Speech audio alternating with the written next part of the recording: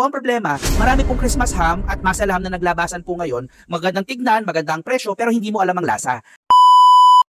Pasko na! Marami na ang nagpaplanong mamigay ng mga Christmas ham and muscle ham. Alam po ninyo, dito sa Nanangs, meron po tayong best-selling Christmas ham at muscle ham. Ito po ang itsura nila, oh. Packaging pa lang, perfect ng pangregalo, di ba? Ngayon po ang problema, marami pong Christmas ham at muscle ham na naglabasan po ngayon. Magandang tignan, magandang presyo, pero hindi mo alam ang lasa. Alam po ninyo ang good news dito sa Nanangs, all year round. Pero ito po pwede nyo tikman. Muscle ham na nakaslice po. Ayan, malamig, oh. Gawa sa purong-purong karne. Ayan, talaga pong muscle po. Siguro nag-gym po itong namin ham para kaya malaki po yung muscle, no? Happy na, birthday mo pa. Ayan, nag-gym po. Wala pong steroids to, no? Pwede nyo po siyang tikman para po malaman ninyo talagang masarap po siya. At kung pumasa po sa inyo, hindi umorder kayo ng marami dahil perfect itong pangregalo at pamigay sa inyong mga mahal sa buhay. So available po ito sa Christmas ham na slice.